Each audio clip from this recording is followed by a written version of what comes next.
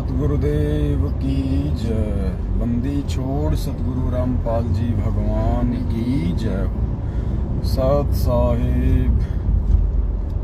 साहिब भाई और बहनों, परमपिता परमात्मा सारी सृष्टि के रचनहार, कुल मालिक, असंख्य ब्रह्मांडों के स्वामी, तीनों लोकों में प्रवेश करके सबका भरण पोषण करने वाले अकाल मूर्त सौद स्वरूपी राम, पूज्य गुरुदेव संत श्रोमणी सतगुरु रामपाल जी भगवान के पावन श्री चरण कमलों में हम सभी सत्सेवक भाई बहनों का कोटि कोटि सादर दंडवत प्रणाम। कल दिनांक 15 मई को राजस्थान के अलवर के मालाखेड़ा में सात संगति थी।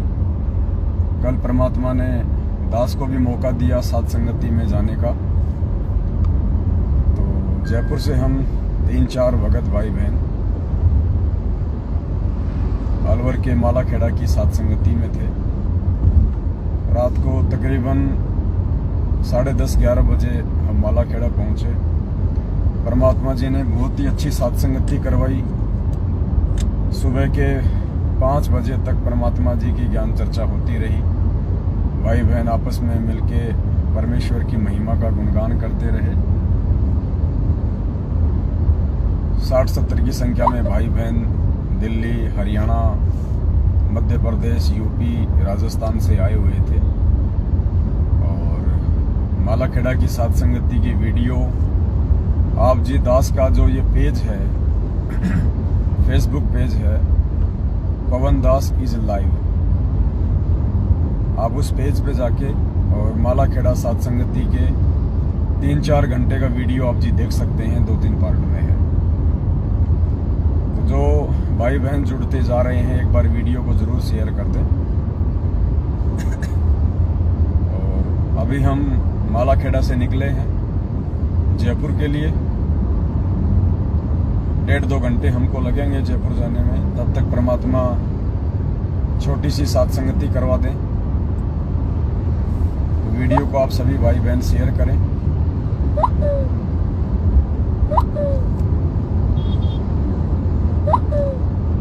और कुछ छोटी छोटी बातें थी जो आप सभी भाई बहनों को बतानी थी, सात संगति से संबंधित है, पूज्य गुरुदेव जी को भोग लगाने से संबंधित है, जिनकी जानकारी हमको होना अति आवश्यक है।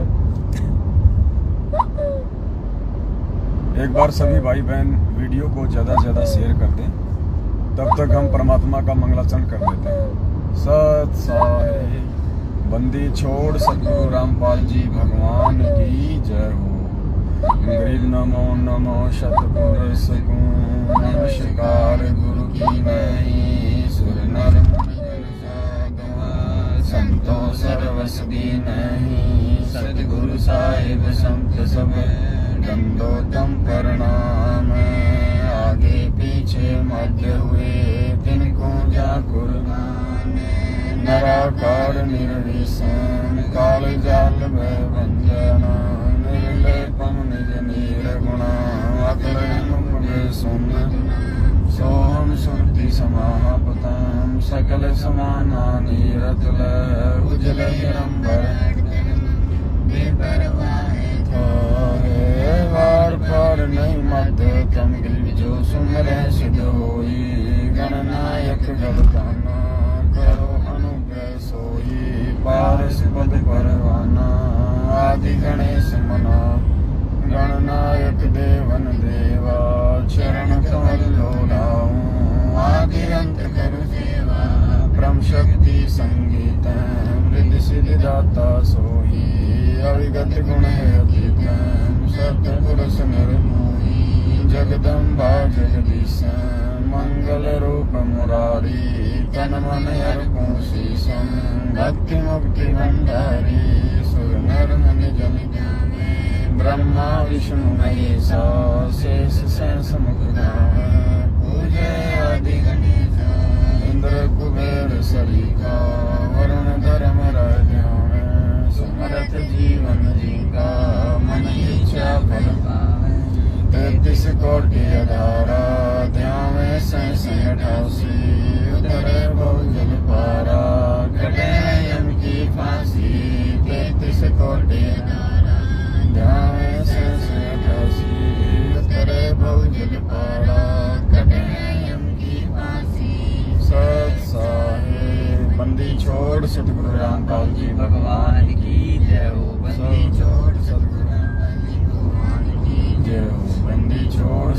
रामपाल जी भगवान की जय हो।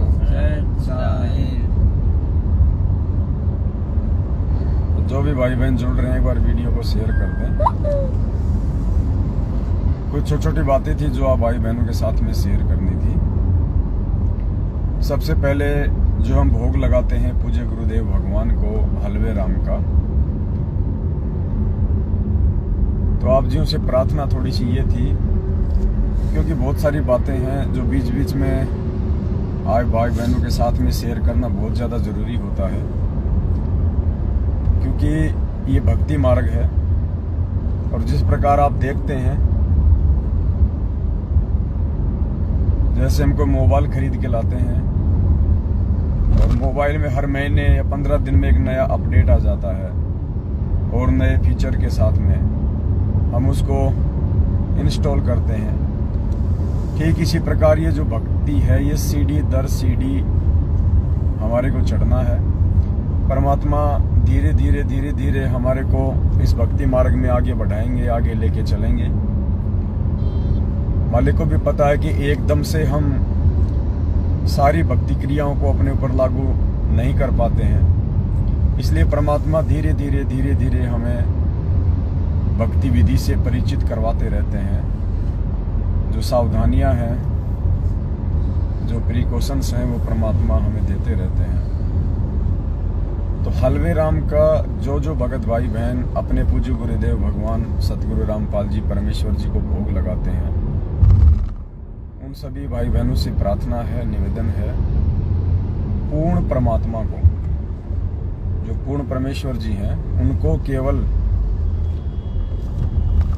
देसी घी के हलवे राम का ही भोग लगता है। परमात्मा को केवल हलवे राम का ही भोग लगता है। बहुत सारे भगत भाई बहन क्या करते हैं, मोबाइल की सेटिंग सेट नहीं होती क्या?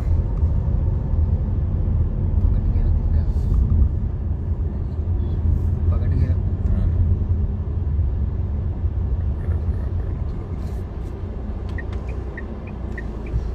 थोड़ा दास सेटिंग ठीक कर देता है मोबाइल की।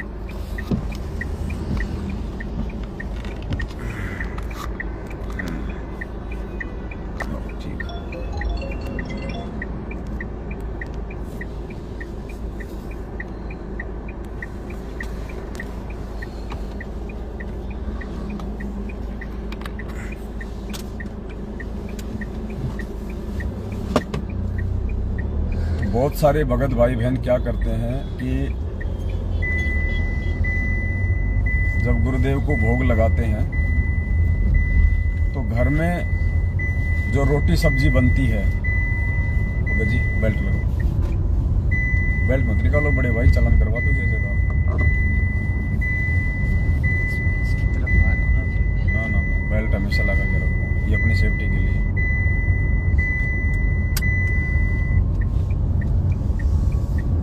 घर पे जब हम परमात्मा जी को भोग लगाते हैं,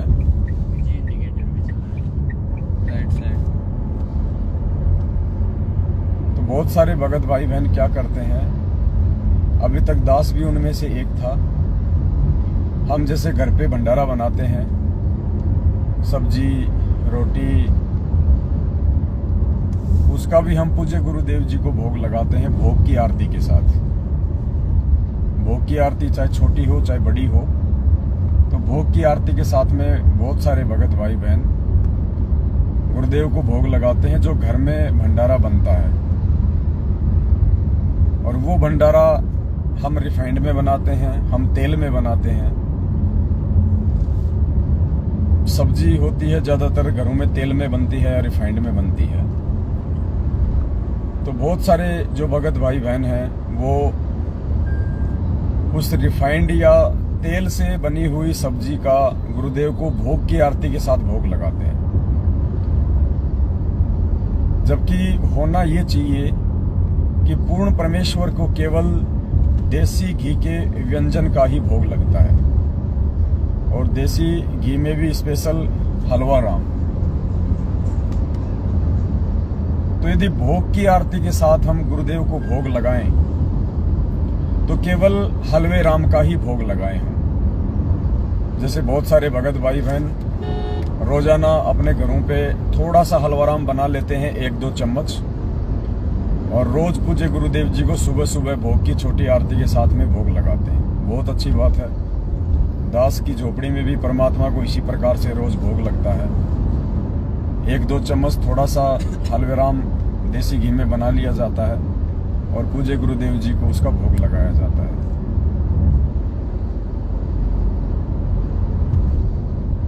ये जो विधि है ये तो बिल्कुल सही है, ये सत्य है।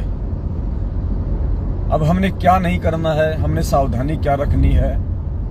हम जो भंडारा बनाते हैं अपने घर पे, भंडारे में जैसे सब्जी बन गई, और सब्जी यदि तेल में बनी हुई है या रिफाइंड में बनी हुई है, तो हमने उस भंडारे का पूज्य गुरुदेव जी को भोग की आरती के साथ भोग नहीं लगाना है। आप अंदेव की आरती के साथ में भोग लगा सकते हैं। जो अंदेव की छोटी और बड़ी आरती आती है, हमारे पास जो भक्ति बोध है परमात्मा जी की दी हुई, जिसमें 3 समय की आरती है, उसमें अंदेव की छोटी आरती है। आरती अंदेव तुम्हारी जासे काया पले हमारी, रोटी आदि रोटी अंत, रोटी ही को गावे संत, रोटी मध्य से सबसाद, रोटी देवा अगम अगाध। ये बड़ी है छोटी है? बड़ी वाली है क्या? छोटी वाली कौन सी परमात्मा की?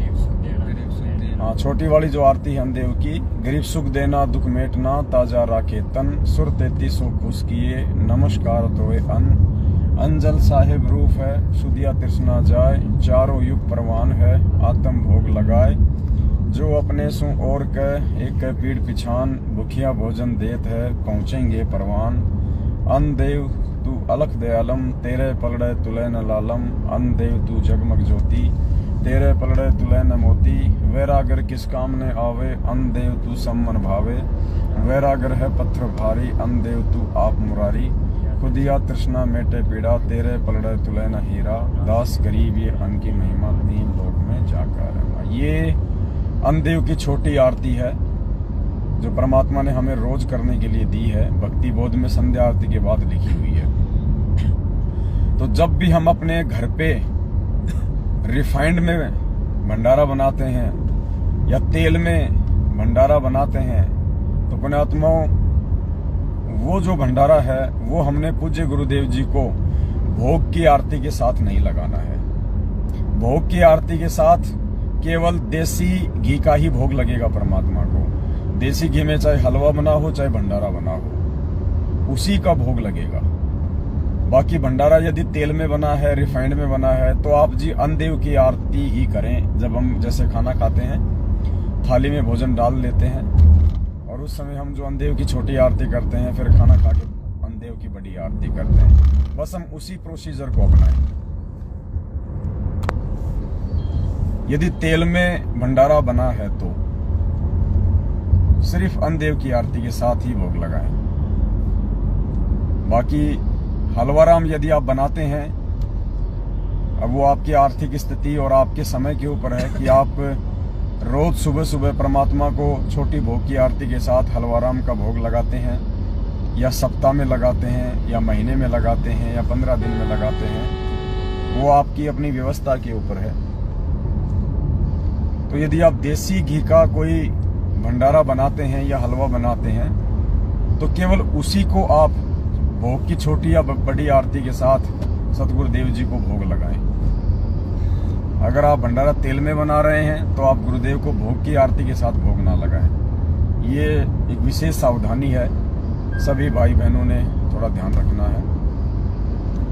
दूसरी चीज, जहां जहां सात संगतियां होती हैं, परमात्मा जी को भोग लगाया जाता है, तो कई बार क्या होता है, जैसे समय जो होता है भोग लगाने का, शाम के टाइम जैसे 7 से 7:30 के बीच का अमूमन टाइम होता है, तो बहुत सारे भाई बहन क्या करते हैं, साथ में भंडारे का भी भोग लगाते हैं। यदि भंडारा समय पे नहीं बन पा रहा है तो आप भंडारे का वेट ना करें और हलवाराम बना के पहले आप परमात्मा को, जहां भी सात संगति होती है, आप बड़ी आरती के साथ में भोग लगा लें। यानी भोग की आरती के लिए आप भंडारे का इंतजार ना करें कि भाई भंडारा बनेगा 1 घंटे में, 2 घंटे में, 8 बजेंगे, 9 बजेंगे। आप वो बिल्कुल भी इंतजार ना करें। 7 से 7:30 बजे के बीच में आपने मात्र हलवा राम के साथ सतगुरुदेव जी को भोग लगाना है। उसके बाद जब भंडारा तैयार हो जाए, और सात संगति में तो केवल देसी घी का ही भंडारा बनेगा। सात संगति में आपने किसी भी प्रकार से तेल का या रिफाइंड का या डालडा का यूज नहीं करना है। डालडा तो स्पेशली गुरुदेव ने मना किया है। हमने अपने घर पे भी डालडा का यूज नहीं करना है। घर पे हम अपने तेल में या रिफाइंड में साग सब्जी हम बना सकते हैं, लेकिन जहां जहां सात संगति होती है वहां हमने सारा का सारा जो भंडारा है वो हमने देसी घी में ही तैयार करना है। तो 7 से 7:30 बजे के बीच यदि हलवाराम भी तैयार है और भंडारा भी तैयार है देसी घी का, तो हम दोनों का साथ में भोग लगा दें। और यदि भंडारा तैयार नहीं हुआ और हलवाराम तैयार हो गया है, तो हम 7 से 7:30 बजे के बीच में पूज्य गुरुदेव जी को मात्र हलवाराम के साथ में बड़ी आरती के साथ में हम भोग लगा दें। उसके बाद जब भंडारा तैयार हो जाए तो हम परमात्मा जी के दरबार में रख दें और मंगलाचरण हम कर दें, या आप जी छोटी भोग की आरती के साथ में भी जो है आप भोग लगा सकते हैं। कई बार क्या होता है 8-9 बज जाते हैं, 9:30 बज जाते हैं। दिल्ली में यही हुआ, लेट हो गए, 8:30-9 बज गए, परमात्मा जी को भोग नहीं लगा। और उसके बाद वहाँ पे कार्ड ने अपने एजेंट भेज दिए, सतलोक आश्रम मैनेजमेंट हरियाणा वाले। उन्होंने आरती भी पूरी नहीं करने दी और बीच में ही व्यवधान डालना शुरू कर दिया। तो दास इसलिए प्रार्थना कर रहा है कि 7 से 7:30 बजे के बीच में जहां भी सात संगति है, परमात्मा जी को भोग लग जाना चाहिए। इससे ऊपर नहीं होना चाहिए। 7:30 से ऊपर आपने बिल्कुल भी नहीं करना है। दूसरी जो बात थी जो आप भाई बहनों को बतानी है, दूसरी बात ये थी कि चाहे आपका घर हो, चाहे सात संगति हो, परमात्मा जी को जो भोग लगेगा वो केवल नए बर्तनों में लगेगा। आप एक थाली, 1-2 कटोरी, 1 चम्मच, 1 गिलास, ये 3-4 आइटम आप जी किसी भी बर्तन की दुकान से खरीद लें। ये आपकी इच्छा और आपकी आर्थिक स्थिति के ऊपर निर्भर करता है कि आप वो तांबे की खरीदेंगे, आप वो कांसे की खरीदेंगे, या आप जी स्टील के खरीदेंगे, या आपकी आर्थिक स्थिति और आपकी स्थिति के ऊपर निर्भर करता है। चांदी या सोने के बर्तन नहीं खरीदने हमने, इस चीज का विशेष तौर पे ध्यान रखना। सोने या चांदी के बर्तन गुरुदेव को भोग लगाने के लिए बिल्कुल भी यूज नहीं करने हैं। आप तांबा यूज कर सकते हैं, आप कांसा यूज कर सकते हैं, आप स्टील के बर्तन यूज कर सकते हैं। तो चाहे घर हो चाहे सात संगति हो, परमात्मा जी के लिए स्पेशल बर्तन लेके आप जी खरीद लें और उन्हीं में परमात्मा जी को भोग लगे। जैसे सात संगति हो गई, नए बर्तनों में गुरु जी को भोग लगा। उसके बाद में उन बर्तनों को हम धो मांज के अच्छे से, और उनको हम एक जगह किसी साफ कपड़े से लपेट के या किसी पॉलीथीन वगैरह में डाल के हम उनको सुरक्षित जगह पर रख दें। जब दोबारा सात संगति हो तो उन्हीं बर्तनों में हम पूज्य गुरुदेव जी को भोग लगाएं। उन बर्तनों को कोई भी भगत यूज ना करे, कोई भी परिवार का मेंबर यूज ना करे। और उन बर्तनों को आप जी बाकी बर्तनों के साथ में भी ना रखें। बिल्कुल जो घर के बर्तन होते हैं, जो रोज हम काम में लेते हैं, उन बर्तनों के साथ में भी या सिंक में भी हम उन बर्तनों को ना रखें जिन बर्तनों में पूज्य गुरुदेव जी को भोग लगता है। ऐसा ही सेम टू सेम हमने अपने घर पे करना है। 1 कटोरी, 1 थाल, 1 चम्मच, 1 गिलास हम नया खरीद लें। और चाहे आप रोज भोग लगाते हैं, चाहे महीने में लगाते हैं, चाहे 15 दिन में, चाहे सप्ताह में, उन नए बर्तनों में ही परमात्मा जी को भोग लगेगा। उसके बाद तुरंत उनको धो मांज के और वापस किसी साफ कपड़े में लपेट के या सुरक्षित जगह पर रख दें। बाकी जो घर के बर्तन हैं उनके साथ उन बर्तनों को भूलकर भी ना रखें। वो स्पेशल बर्तन रखें आप परमात्मा जी के भोग के लिए। क्या वो जो भोग प्रसाद लगाते हैं ना, हाँ, उसी थाली में है ना, वैसे करते हैं ना, हाँ, इन्हें थोड़ा थोड़ा देते हैं, हाँ, तो दूसरी थाली में डाल के वैसे करके दें। उसी में ना, उस वाली थाली में जो परमात्मा को भोग लगाते हैं। दूसरी सावधानी ये थी कि जिन नए बर्तनों में आप परमात्मा जी को भोग लगाएंगे और जब आपने वो भोग बाकी भक्तों को वितरित करना है, बाकी भक्तों को बांटना है, तो आप जी उस भोग प्रसाद को या उस हलवे को या उस भंडारे को आप जी किसी दूसरी थाली में डाल लें और उस थाली में आप उसको मिक्स कर लें और फिर अन्य भक्तों को आप जी देवें।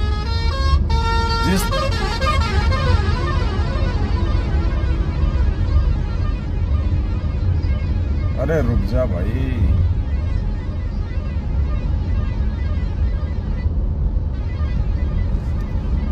जिस थाली में हम पूज्य गुरुदेव जी को भोग लगाते हैं उस थाली में उस भंडारे को या हलवे को मिक्स करके हम बाकी भक्तों में वितरित ना करें और ना ही हम खाएं, ना ही हम उस थाली में वो भोग प्रसाद खाएं। वो केवल पूज्य गुरुदेव जी को स्पेशल भोग लगाने के लिए रहेगी। जैसे भोग लग गया, गुरुदेव के बर्तनों से उस भंडारे को या हलवे को किसी दूसरे पात्र में डाल लें, फिर मिक्स करके हम बाकी भक्तों को बांटें या हम यूज करें। तो इस प्रकार से हमने ये सावधानी रखनी है।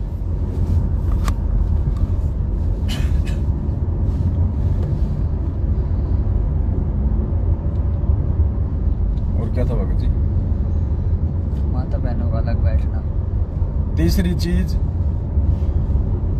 हम साथ संगति में जाते हैं तो साथ संगति में जाने का मतलब होता है हम अपने आप को हर बार निर्मल करें, उज्जवल करें, अपने आप को हम साफ करें। हम साथ संगति से कुछ सीख कर आए। हमारे अंदर हर बार कुछ चेंज होना चाहिए, हमारे व्यवहार में, हमारे आचरण में, हमारे बोलचाल में परिवर्तन होना चाहिए ताकि दूसरे भक्तों के ऊपर उसका प्रभाव पड़े। परमात्मा ने एक बार सत्संग में कहा था कि बच्चों, तुम जो ये ज्ञान गंगा पुस्तक बांट बांट के जो लोगों को जोड़ रहे हो, यहाँ लेके आ रहे हो, मालिक ने कहा कि इससे मुझे कोई विशेष खुशी नहीं होती। गुरुदेव ने कहा कि मुझे विशेष खुशी उस समय होगी, उस दिन होगी जब कोई जगत का व्यक्ति मेरे भक्तों के आचरण को देख के, मेरे भक्तों के व्यवहार को देख के, मेरे भक्तों के भक्ति भाव को देख के मेरे से नाम उपदेश लेने आएगा। यानी भक्तों के अंदर हुए परिवर्तन को देख के जब कोई नाम दीक्षा लेगा, उससे परमात्मा ज्यादा प्रसन्न होंगे। तो हम साथ संगत वाले हैं, परमात्मा जी के वचन पे चलने वाले हैं। हमने पुण्यात्माओं अपने व्यवहार में, अपने आचरण में, अपने बोलचाल में, उठने बैठने देखने में हर प्रकार से हमने साधुता लानी होगी, क्योंकि और कोई तरीका नहीं है भगत बनने का, परमात्मा जी के नजदीक आने का। तो ये हम विशेष तौर पे ध्यान रखें। साथ संगति जो भाई बहन रखवाते हैं अपने घर पे, वो एक बात का विशेष ध्यान रखें। साथ संगति में जो माता बहनें होती हैं उनके बैठने की व्यवस्था थोड़ी अलग होनी चाहिए, और जो भाई बहन होते हैं और जो भगत भाई होते हैं उनके बैठने की व्यवस्था अलग होनी चाहिए। कई बार देखने को मिलता है कि माता बहनें और भाई वगैरह सब मिक्स होके बैठ जाते हैं। ऐसा हमने बिल्कुल भी नहीं करना है। कुछ मर्यादा है जिनका हमने पालन करना होगा, तो परमात्मा हमसे प्रसन्न रहेंगे। और साथ संगति में यदि मर्यादा बनी रहेगी तो साथ संगतियां लंबी चलेंगी। तो जिसके भी घर पे साथ संगति हो वो इस बात का विशेष तौर पे ध्यान रखे कि बैठने की व्यवस्था अलग अलग होनी चाहिए, मिक्स होके बिल्कुल भी ना बैठें। यदि को दो भाई बहन भी साथ संगति में आए हैं और वो यदि आपस में साथ साथ बैठे हैं तो भी उनसे प्रार्थना करें कि भगत जी आप अपने घर पे चाहे आसपास बैठो, हमें कोई दिक्कत नहीं है, लेकिन ये साथ संगति है, यहाँ पे आप भाइयों वाले पंडाल में बैठें और माता बहनों के पास बैठें। ये विशेष तौर से भाई बहनों ने ध्यान रखना है। मर्यादा बनी रहेगी तो परमात्मा प्रसन्न रहेंगे।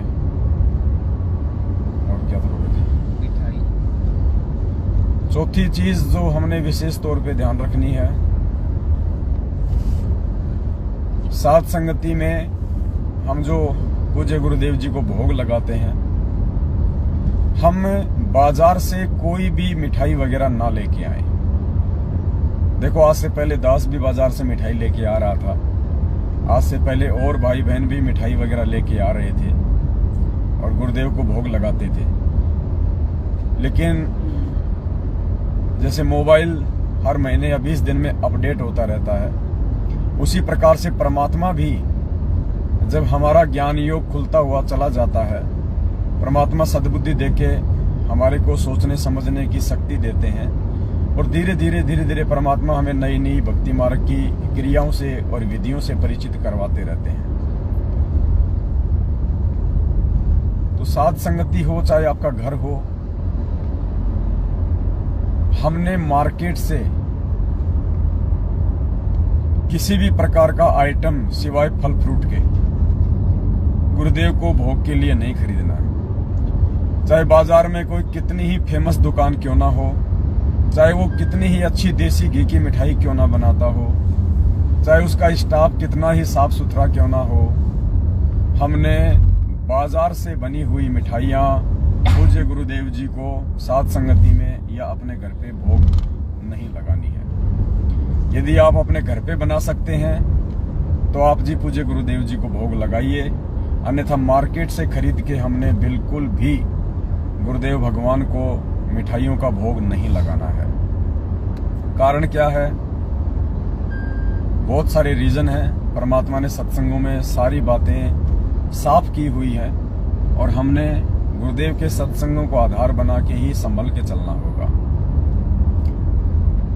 पुण्यात्माओं, चाहे कितनी अच्छी दुकान क्यों ना हो, चाहे कितना ही अच्छे देसी घी में मिठाई क्यों ना बनाई हो, चाहे कितने ही साफ सुथरे तरीके से क्यों ना बनाई हो, लेकिन एक चीज हमको ध्यान रखनी चाहिए कि वो मिठाई बनाने वाले अनुपदेशी हैं। और अनुपदेशी के ऊपर परमात्मा ने 3 लोक का भार बताया। भले हम पैसा दे के मिठाई ला रहे हैं, अच्छी दुकान देख के मिठाई ला रहे हैं, देसी घी से बनी हुई मिठाई ला रहे हैं, लेकिन वो जो मिठाई बनाने वाला है उसके विचार तो शुद्ध नहीं हो सकते, उसके विचार हमारे अनुरूप नहीं हो सकते, उसके विचार हमारे अनुकूल नहीं बल्कि हमारे प्रतिकूल ही होंगे।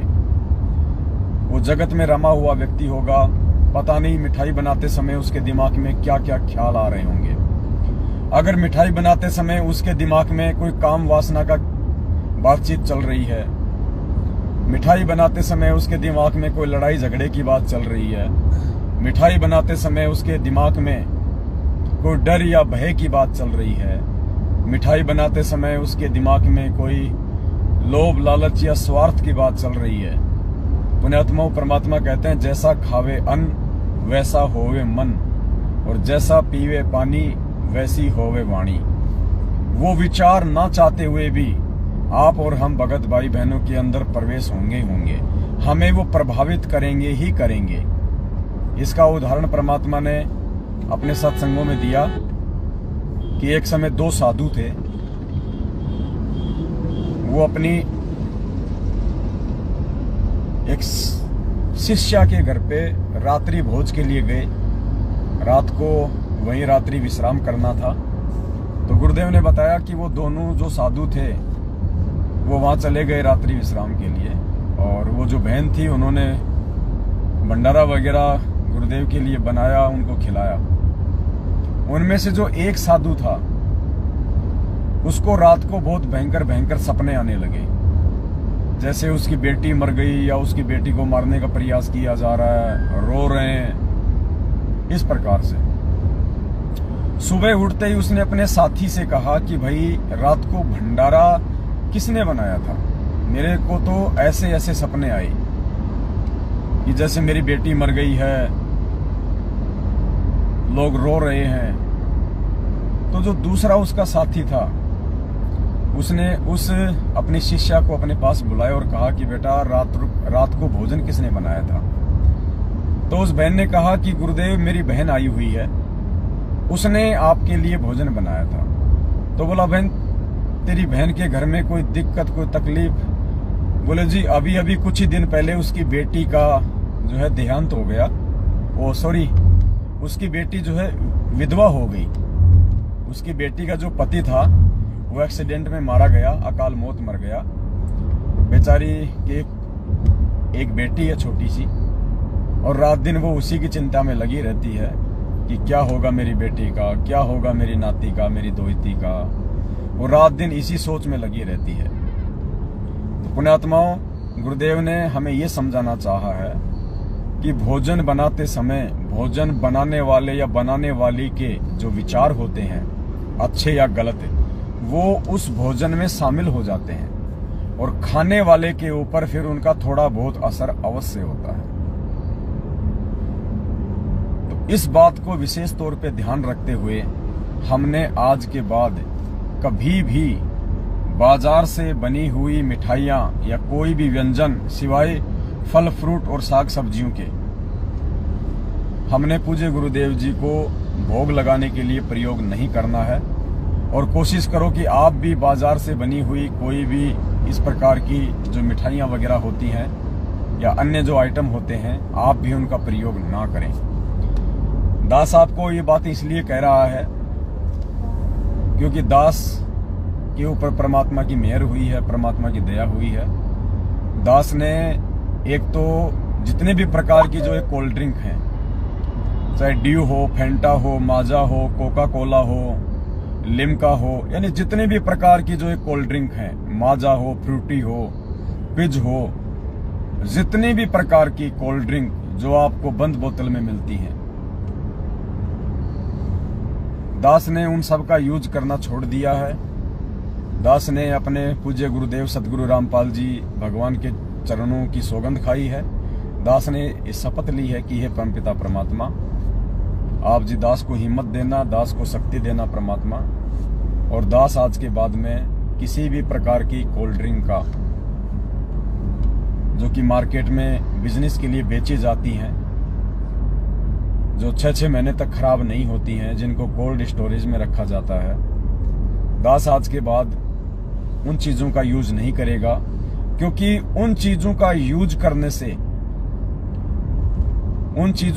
करने से हमारी भक्ति बिगड़ती है। उन चीजों का यूज करने से हमारी मानसिकता पे प्रतिकूल असर पड़ता है। उन चीजों का यूज करने से हमारे अंदर कई प्रकार के छोटे मोटे विकार ऑटोमेटिक उत्पन्न होते हैं। कारण क्या है पुण्यात्माओं? जब परमात्मा ने सृष्टि रची और सृष्टि रचना फिर उस परमेश्वर ने आज सतगुरु रामपाल जी भगवान के रूप में आके हमें पढ़ाई, हमें बताई, तो क्या कहा परमात्मा ने कि उस परमेश्वर ने 7वें दिन सृष्टि रची, अपने तख्त पे जा बैठा और परमेश्वर ने बीज वाले जितने भी पौधे हैं, फल हैं, फूल हैं, वो इंसानों के खाने के लिए बनाए। गुरुजी ने ये नहीं कहा कि परमात्मा ने कोल्ड ड्रिंक बनाई, परमात्मा ने बर्फी बनाई या परमात्मा ने समोसे कचौड़ी बनाई। ये काल भगवान ने हमारे अंदर विकार उत्पन्न करने के लिए इन सब चीजों को बाद में बनवाया। परमात्मा ने हमारे को खाने के जो आदेश दिए हैं वो बीज वाले फल, फूल, अन्न, ये परमेश्वर के द्वारा दिए गए हैं। और उस अन्न का दुरुपयोग करके, उन फल फ्रूट का दुरुपयोग करके लोगों ने उनके अंदर केमिकल वगैरह डाल के, ताकि वो लंबे समय तक स्थिर रहें, वो बने रहें, अपने व्यापार के लिए मार्केट में कोल्ड ड्रिंक बना बना के पेश कर दिया। अन्य प्रकार के सैकड़ों आइटम बना के पेश कर दिए। पुण्यात्माओं, हम सेव खाते हैं, सेव को हमने पेड़ से तोड़ा और जब तक वो खराब नहीं होता है 3, 4, 5 दिन तक हम उसको यूज करते हैं। वो परमेश्वर का दिया हुआ एक अन्न है। यदि कोई भी फल फ्रूट या साग सब्जी हम खाएंगे तो वो सजीव है, और वो सजीव वस्तु जो परमेश्वर ने हमें खाने के लिए दी है, उसको यदि हम खाएंगे तो हमारे अंदर एक पॉजिटिव एनर्जी पैदा होगी। वो पॉजिटिव एनर्जी हमारे शरीर को भी स्वस्थ रखेगी, हमारे विचारों को भी स्वस्थ रखेगी, हमारे मन को भी स्वस्थ रखेगी, हमारी मानसिकता को भी स्वस्थ रखेगी। और परमेश्वर के द्वारा दिए गए उस अन्न, उस फल का फिर अपने व्यापार के लिए लोगों ने माजा बना दिया, लोगों ने स्लाइस बना दी, जो सेब एक बार पेड़ से टूटने के बाद यदि हम प्राकृतिक तरीके से देखें तो वो 8-10 दिन से ज्यादा सेफ नहीं रह सकता। 8-10 दिन के बाद में वो खाने के लायक नहीं रहेगा। लेकिन लोगों ने अपने व्यापार के लिए उन्हीं फल फ्रूटों को मिक्स करके, उनको मार के, उनके अंदर अन्य प्रकार के घातक केमिकल वगैरह डाल के और बाजार में आप और हमारे सामने पेश कर दिया। वो 6-6 महीने खराब नहीं होते, 1-1 साल तक वो माजा खराब नहीं होती, वो कोका कोला खराब नहीं होती। तो पुण्यात्माओं, सोचिए हम क्या खा रहे हैं, हम क्या पी रहे हैं। वो चीज हमारे शरीर पे, हमारी मानसिकता पे, हमारे विचारों पे उल्टा असर डालेगी। वो केमिकल जब हमारे शरीर में जाएगा, इस मानव बॉडी में जाएगा, तो पुण्यात्माओं क्या होगा फिर। इसीलिए हम लोग ये सतभक्ति लेने के बाद भी इतने जल्दी विकार मुक्त नहीं हो रहे हैं। इसका रीजन यही है, परमेश्वर ने हमारे को अनाज दिया, अनाज की चपाती बनाने के लिए दिया। आज हमने उस अनाज का क्या कर दिया? लोगों ने उसका बर्गर बना दिया, लोगों ने उसका पिज्जा बना दिया, लोगों ने उसके चाउमीन बना दी, लोगों ने उसकी समोसे बना दिए, लोगों ने उसकी कचौड़ी बना दी, यानी उसको मार दिया। उस सजीव वस्तु को लोगों ने निर्जीव बना दिया। अब वो कचौड़ी, वो समोसा, वो तला हुआ, वो फ्राई किया हुआ,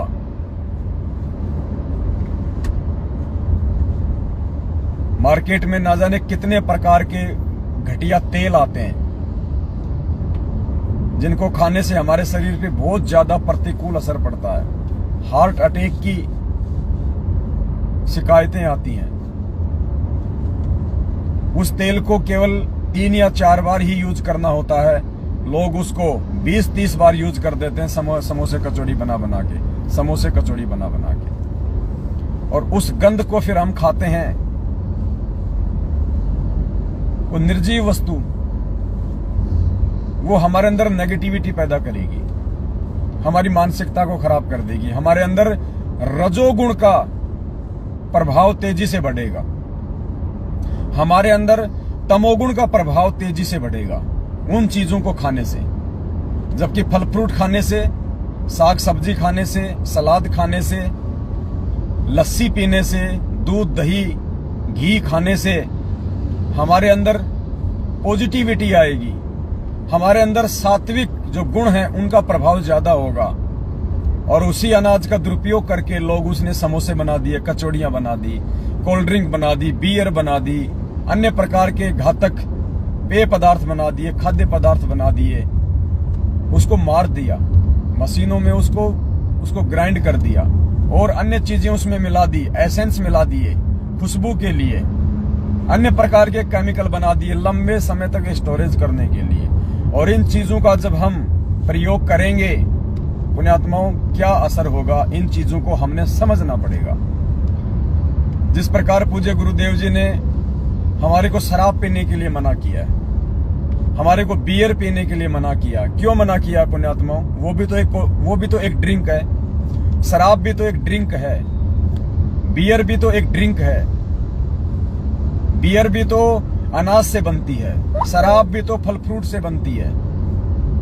परमेश्वर ने हमारे को फल फ्रूट खाने से तो मना नहीं किया, शराब पीने से क्यों मना किया, बियर पीने से क्यों मना किया? जो शराब और बियर होती है वो अंगूर से भी बनती है, सेब से भी बनती है, जौ से भी बनती है, गेहूं से बनती है। वो परमात्मा ने क्यों मना किया? क्योंकि परमेश्वर ने जो फल फ्रूट, जो अन्न हमको, जो जीवित वस्तु, जो पॉजिटिविटी पैदा करने वाली वस्तुएं जो हमारे को खाने के लिए दी थी, काल प्रेरणा से इस प्राणी ने अपने व्यापार के लिए, अपने धंधे के लिए लालचवश वशीभूत होके उन चीजों को निर्जीव बना डाला, शराब बना दी, कोल्ड ड्रिंक बना दी, पिज्जा बना दिया, बर्गर बना दिया, चाउमीन बना दिया, सैकड़ों प्रकार के पेय पदार्थ और खाद्य पदार्थ बना दिए, ऐसी ऐसी सॉस बना दी। आप टमाटर को तोड़ने के बाद, टमाटर को खेत से तोड़ने के बाद, पेड़ से तोड़ने के बाद आप टमाटर को ज्यादा से ज्यादा 3 या 4 दिन के अंदर अंदर यूज कर सकते हैं, उसके बाद वो खराब हो जाएगा। लोगों ने सॉस बना दी, केचप बना दिए, 6-6 महीने वो टमाटर की चटनी खराब नहीं होती। पुण्यात्माओं, विचार करो उसमें क्या ऐसा केमिकल है जो 6 महीने तक उसको खराब नहीं होने देता।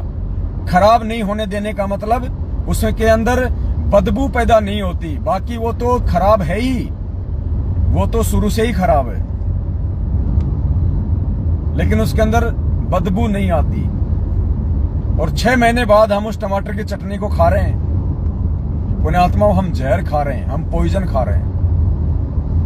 और जब तक हम इन चीजों को खाते रहेंगे जो काल भगवान की प्रेरणा से हमारा मानसिक और शारीरिक संतुलन बिगाड़ने के लिए, ये किसान सॉस आज से पहले तो नहीं थी। 100 साल पहले तो टमाटो की चटनी नहीं बनती थी ऐसी, ये कोई केमिकल नहीं थे 100 साल पहले। 100 साल पहले कोल्ड ड्रिंक भी नहीं थी। 100 साल पहले ये आपकी स्लाइस, लिम्का, फेंटा, माजा, ड्यू ये तो नहीं थी। 100 साल पहले पुण्यात्माओं कोई पिज्जा, बर्गर, चाउमीन तो नहीं बनाया करता था। 100 साल पहले ये डिब्बा बंद, ये टिन पैक फूड भी नहीं थे। 100 साल पहले ये चटपटे आइटम,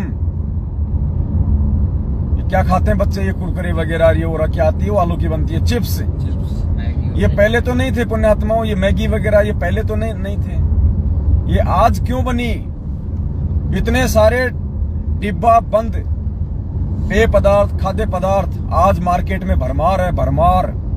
क्यों? सिर्फ और सिर्फ काल प्रेरणा से हमारे अंदर उत्तेजना पैदा करने के लिए, हमारे अंदर विकार पैदा करने के लिए, ताकि हम परमेश्वर की भक्ति ना कर सकें, हमारे विचार शुद्ध ना हो सकें, हम अपने रजोगुण, तमोगुण और शतोगुण पे काबू ना पा सकें। ये सब काल भगवान की सूक्ष्म चाल होती है।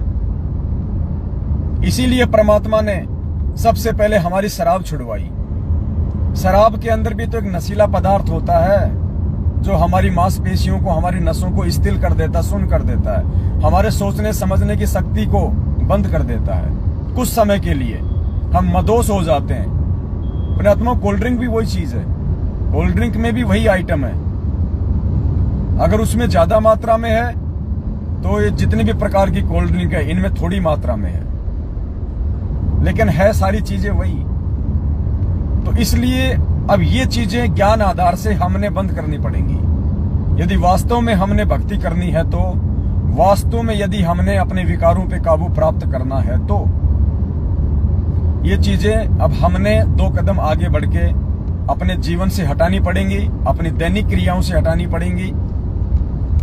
ये तली हुई नमकीन वगैरह, ये बिस्किट वगैरह, पुण्यात्माओं, ये सारी चीजें केमिकलाइज हैं। बिस्किट जो होते हैं, चाहे कोई बिस्किट हो, किसी भी प्रकार का बिस्किट हो, उसके अंदर कहीं न कहीं अंडे का यूज होता है। अंडे का उसमें यूज होता ही होता है, उसके बिना वो बिस्किट बन ही नहीं सकता। विशेषज्ञ बताते हैं इन बातों को। ब्रेड वगैरह, जिसको बासी रोटी कहते हैं, बासी रोटी, ब्रेड, ये पश्चिमी देशों का जो प्रचलन है, ब्रेड। अगर हम अपनी भाषा में उसको कहें तो उसको कहेंगे बासी रोटी। जो वो बेकार रोटी होती है जिसको कुत्ते खाते हैं, उसको कहते हैं ब्रेड। हमने अपने जीवन में उसको इस प्रकार से लागू कर लिया। ब्रेड पे लगा के चटनी, लगा के सॉस, चक्कू से डाल के उसमें 2-4 खीरे, रे साहब बन गई सैंडविच। वाह जी वाह, 2 महीने बाद में पेट का सैंडविच बन जाएगा। तो दास ये सारी बातें आपको पुण्यात्मा इसलिए कह रहा है कि परमात्मा ने सबसे पहले ये जितनी भी प्रकार की जो कोल्ड ड्रिंक हैं, ये परमात्मा ने दास से ये बंद करवा दी है। दास ने अपने परमेश्वर के चरणों की सौगंध खा ली है, परमात्मा से हिम्मत मांगी है, शक्ति मांगी है, आत्मबल और विश्वास मांगा है कि परमेश्वर आपकी रजा के बिना दास इन चीजों से दूर नहीं हो सकता है, क्योंकि मैं एक जीव हूं। मेरे अंदर 5 विकार और 25 प्रकृतियां हैं। मेरे अंदर भी वो मन है, काल सबके अंदर बैठा हुआ है मन रूप में। परमात्मा आप साथ देंगे तो ये चीजें हम छोड़ पाएंगे। तो मालिक ने बहुत बड़ी मेहर की दास को सौपन में भी ये चीजें अब याद नहीं आती हैं, और आप सभी भाई बहनों को भी हम जागरूक करने के लिए ये बातें हम बता रहे हैं। तो दास ने कोल्ड ड्रिंक वगैरह पीना बिल्कुल छोड़ दिया है, और प्रार्थना करूंगा कि साथ संगति में कोई भी भाई बहन किसी भी प्रकार का जो कोल्ड ड्रिंक है और ये रूह अफ़ज़ा वगैरह, ये सब कुछ केमिकलाइज है पुण्यात्माओं। शरबत, रूह अफ़ज़ा, रोज सिरप, ये सब के सब केमिकलाइज हैं। हमने इनका भूल के भी प्रयोग नहीं करना है।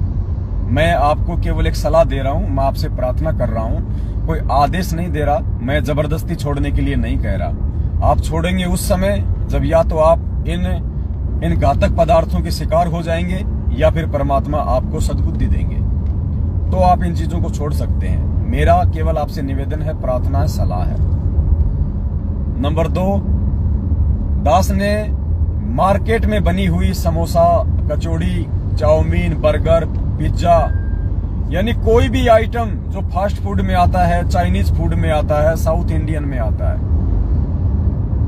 जो कि फ्राई होके बनता है, समोसे, कचौरी, पकोड़े, चाउमीन, मैगी, ये जो भी आइटम है जो आप ये रेडी और ठेलों पे आप खाते हैं, आप मिलते हैं, परमात्मा ने दास के ऊपर मेहर बख्शी है। दास इन चीजों से दूर हो चुका है। परमात्मा ने इन चीजों को छुड़वाने के लिए जयपुर से हमारे किशन भगत जी हैं, उनको निमित्त बनाया। उन्होंने दास को ये संदेशे दिए परमात्मा के निमित्त होके, और उधर से परमात्मा ने दास को सत प्रेरणा की, दास को सद्बुद्धि दी, और दास ने इन चीजों के ऊपर विचार करके कि वास्तव में हम क्या खा रहे हैं, हम क्या पी रहे हैं, हमारी जीवन शैली क्या होनी चाहिए थी भक्ति मार्ग में आने के बाद, और क्या हो चुकी है, हम ये जहर खा रहे हैं और साथ में परमात्मा की भक्ति भी कर रहे हैं। इसीलिए तो हमारे विकारों पे कंट्रोल नहीं हो पा रहा, वरना ये भक्ति तो पुण्यात्माओं ये चंद दिनों में हमें साधु बना दे, चंद दिनों में। तो इस भक्ति के साथ साथ हमने भी अपनी दैनिक क्रियाओं पे, विशेष तौर पे खाने पीने को लेके सावधानी बरतनी होगी। अब हम समोसे खाते हैं, कचौरी खाते हैं, ये पिज्जा बर्गर खाते हैं, पेट क्यों फूल जाता है? आपने देखा होगा जब आदमी मरता है, जब आदमी डेड हो जाता है, तो वो उसकी बॉडी जो है वो फूल जाती है, उससे पहले नहीं फूलती। आदमी जब मरता है तो बाद में उसकी बॉडी फूल जाती है ऑटोमेटिक। क्यों फूल जाती है? क्योंकि उसके शरीर की जो कोशिकाएं हैं वो मर जाती हैं, वो काम करना बंद कर देती हैं, वो शून्य हो जाती हैं, तो वो शरीर फूल जाता है। और जब हम ये समोसा, कचौरी, पिज्जा, बर्गर, सैंडविच ये खाते हैं, तो हमारे शरीर में फुल आउट शुरू हो जाती है, या किसी का पेट बाहर आना शुरू हो जाता है। क्यों? क्योंकि वो कोशिकाएं जो है वो मर रही हैं। आपके शरीर की कोशिकाएं धीरे धीरे धीरे धीरे, क्योंकि वो स्लो पॉइजन है जो आप खा रहे हैं, वो निर्जीव वस्तु है, वो आपको नेगेटिविटी देगी, आपकी कोशिकाओं को मार रही है, तो आपके शरीर में फुल आउट पैदा हो रही है, जिसको ओबेसिटी कहते हैं, मोटापे का शिकार। आगे चल के फिर और कई प्रकार की घातक बीमारियां शुरू हो जाती हैं। पुण्यात्माओं, भगत को यदि कोई छोटी मोटी अगर कोई मोटापे की शिकायत है, कोई डायबिटीज है, कोई शुगर है, बताओ भक्ति कैसे करेगा? वो कैसे भक्ति करेगा परमात्मा की? एक तरफ उसको बीमारी दिक्कत देगी, दूसरी तरफ वो भक्ति करेगा, तो वो भक्ति नहीं कर पाएगा, उसको परेशानी रहेगी रहेगी। तो हमने यदि इस परमेश्वर के मार्ग पे अपने मानसिक संतुलन के साथ में और शारीरिक संतुलन के साथ में भक्ति करनी है, अपने विकारों को धीरे धीरे धीरे धीरे शांत करना है, तो भक्ति के साथ साथ हमने अपने खाने पीने पर भी विशेष तौर से ध्यान देना पड़ेगा। आप कहीं सफर में जा रहे हैं, आप ट्रेन में जा रहे हैं, आपने ट्रेन में खाना ऑर्डर कर दिया, आप भगत हैं, आप नॉनवेज नहीं खाते हैं, आपने बहुत सोच समझ के अपनी सूझबूझ काम में लेके आपने ट्रेन में ऑर्डर दे दिया, लिखवा दिया वेटर को, वेंडर को कि भाई साहब 2 प्लेट वेज बिरयानी ले आना, एक मेरी और एक मेरी भक्तमती की, 2 प्लेट वेज बिरयानी। अब पुण्यात्मा आपने तो वेज का ऑर्डर दे दिया, अब उधर चावल हो गए खत्म, वेज बिरयानी खत्म। अब ट्रेन में क्या है, जो पेंट्री होती है वहां क्या होता है आप सबको अच्छे से पता है। चावल में से अंडे निकाले, पहले तो वो डब्बे में जा रहा था, अंडा बिरयानी, अंडा बिरयानी, अंडा बिरयानी, एग बिरयानी, एग बिरयानी। किसी ने नहीं ली तो जाके उसने रख दी पेंट्री में वापस। आपने ऑर्डर दिया भाई साहब वेज बिरयानी लेके आना, अब वेज बिरयानी भाई साहब कहां से लाएगा? अंडा बिरयानी बिक नहीं रही तो वो उसको बर्बाद तो उसको होने नहीं देगा, तो वो क्या करेगा? उसमें से अंडे अंडे बाहर निकाल देगा और उसको पैकिंग करके आपको दे देगा भगत जी को कि लो भगत जी वेज बिरयानी। भगत जी बन गए पंडित। पुण्यात्माओं, काल ऐसे ठगता है। बाहर लिखा हुआ है शुद्ध वैष्णव ढाबा, पंडित जी का शुद्ध वैष्णव ढाबा। एक बार खाओगे तो बार बार आओगे। अब आपको तो लिख दिया पंडित जी ने शुद्ध वैष्णव ढाबा, और पंडित जी लगा के पौआ और मुर्गे की टांग खा रहा अंदर रसोई में, आप थोड़ी देख रहे हैं। बहुत सोच समझ के पुण्यात्माओं, इसीलिए गुरुजी कहते हैं कि भाई जो अनुपदेशी होता है उसका तो हम अन्न भी नहीं खाते। गुरुदेव ने एक सत्संग में कहा कि जो हमारा नाम उपदेशी नहीं होता ना, हम उसके घर का पानी भी नहीं पीते, क्योंकि उसके ऊपर तो 3 लोक का भार होता है, 3 लोक का भार। भगत को ज्यादा लंबी यात्रा करनी नहीं होती है। अगर 1 दिन की यात्रा है, 24 घंटे की यात्रा है, अपने घर से अपना खाना बना के ले जाओ। कोई ऐसे आइटम बना लो जो 2 या 3 दिन तक जो खराब नहीं होते हैं। पानी की अपनी बोतल लो, या फिर भी आपको अगर कुछ खाना पीना पड़ जाए तो आप जी आम, केला, संतरा, सेब ज्यादातर रेलवे स्टेशन पे मिलते हैं, बस स्टैंड पे मिलते हैं, आप उनका प्रयोग करो। आप उन सजीव वस्तुओं का प्रयोग करो जो भक्ति मार्ग में हमें सहायता दें, हमारे अंदर पॉजिटिविटी बढ़ाएं, हमारे अंदर सात्विक जो गुण हैं उनको बढ़ाएं।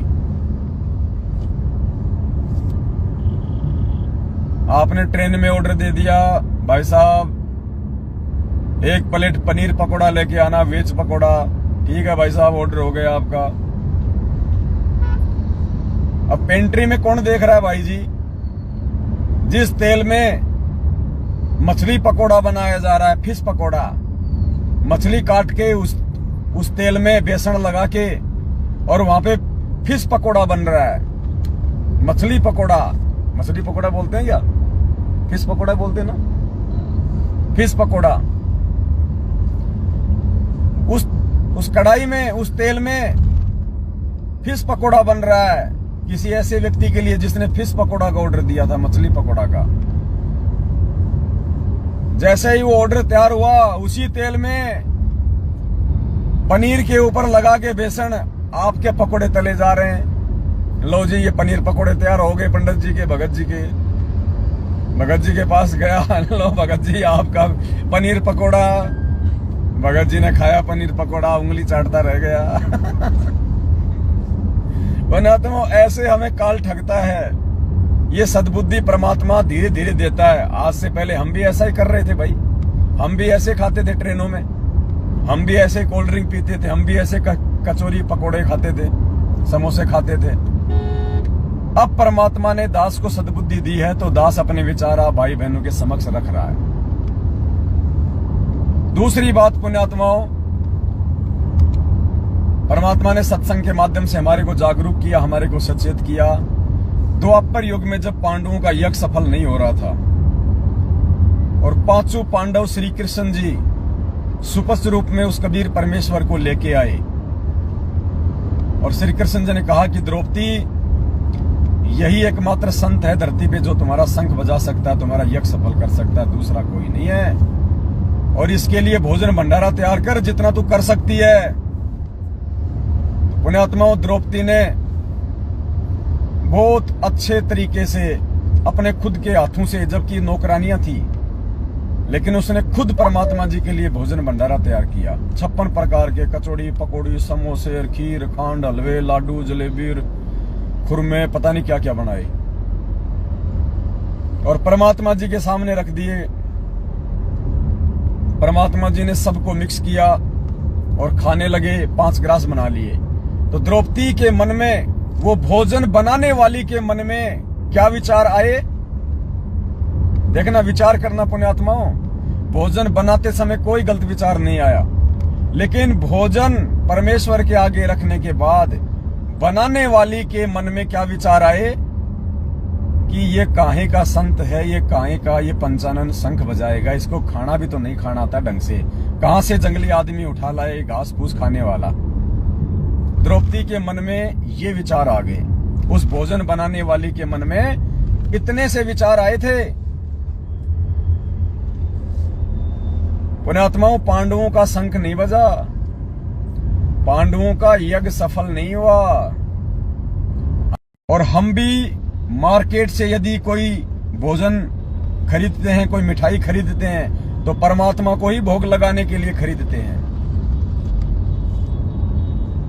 और जब द्रौपदी के मन में ऐसे विचार आने से परमात्मा ने भोग प्रसाद स्वीकार नहीं किया, अर्थात उनका शंख। नेट तो खत्म नहीं हो गया आपका?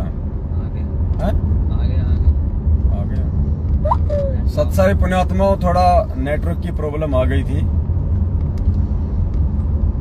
तो कहने का मतलब है, हमने परमेश्वर के द्वारा दिए गए सत्संगों को आधार बनाना पड़ेगा। ये कथाएं जो परमेश्वर ने हमें सुनाई है, उन कथाओं को आधार बना के हमने अपनी जीवन शैली में परिवर्तन करना पड़ेगा। अपने खान पान, अपने रहन सहन, हम किन लोगों की संगति कर रहे हैं, हम किन लोगों से ज्यादा मिल रहे हैं, उन लोगों के विचार भी हमारे को प्रभावित करेंगे। यदि हम अच्छे लोगों की संगति कर रहे हैं, अपने ही भगत भाई बहनों की संगति कर रहे हैं, और भगत भाई बहनों की भी उनकी जो मर्यादा में है, जो गुरुदेव को भगवान मानते हैं, परमात्मा मानते हैं, तो हमारे विचार भी उनके जैसे ही बनेंगे, भक्ति में सहायक होंगे। और यदि हम जगत वालों की संगति करते हैं, अनुपदेशी व्यक्ति की संगत करते हैं, तो पुण्यात्माओं, उसके विचार हमारे को प्रभावित करेंगे, उसके विचार हमारे अंदर कुप्रेरणा पैदा करेंगे, उसके विचार हमारे अंदर विकार पैदा करेंगे। और परमात्मा कहते हैं कि आज नहीं तो कल, कभी न कभी आपके अंदर, आपके मन में भक्ति और भगवान के प्रति कोई न कोई विक्षेप आ ही सकता है।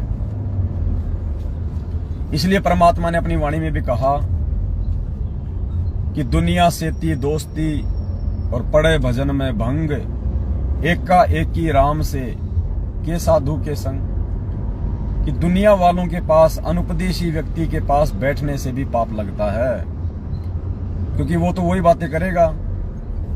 मेरा छोरा वो कर रहा है, मेरी बेटी वो कर रही है, वो इंजीनियर बन गया, वो 1 लाख रुपए महीने की तनख्वाह ले रहा है, उसने बड़ी गाड़ी ले ली, उसने कोठी बना ली,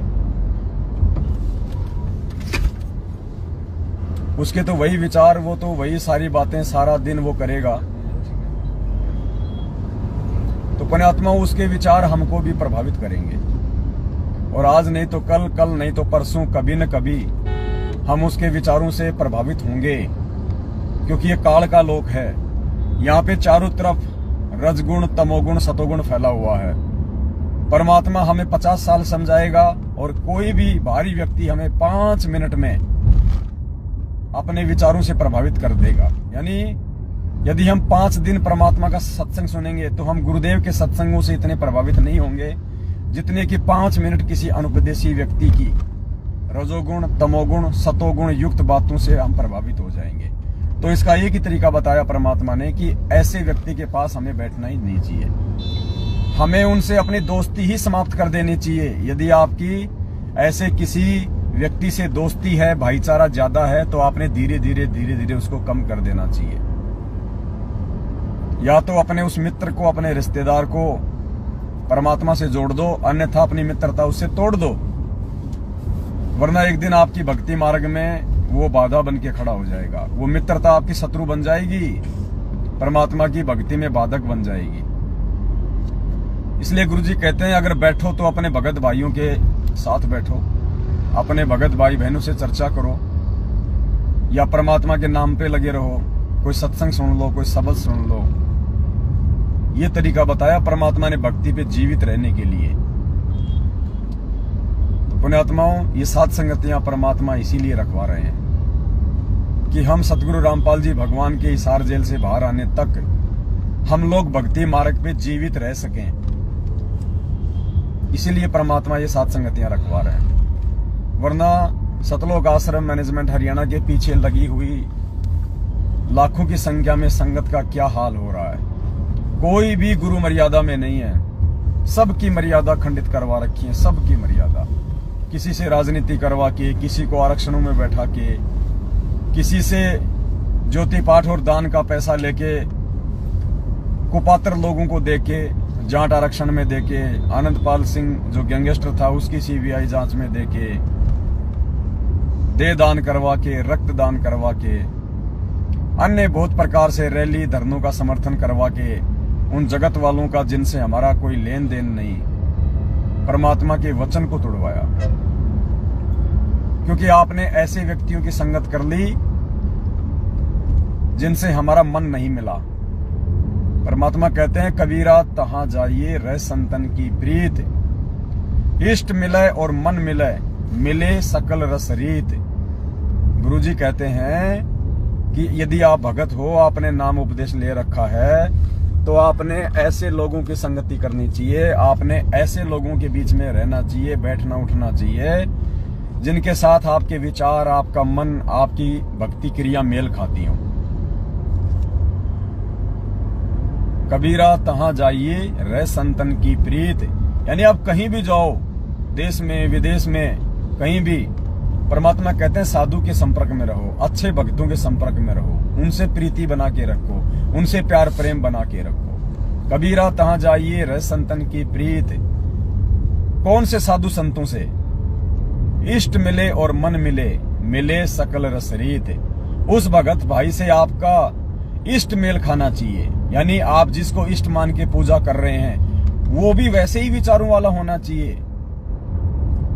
जैसे हम सात संगत वाले सतगुरु रामपाल जी भगवान को अपना इष्ट मान के हम उनकी पूजा करते हैं, उनको भोग लगाते हैं। तो यदि आप ऐसे किसी भगत भाई के संपर्क में रहेंगे, उसके पास उठेंगे बैठेंगे, तो ही आप भक्ति पे जीवित रह पाएंगे, तो ही आपके विचार शुद्ध रह पाएंगे।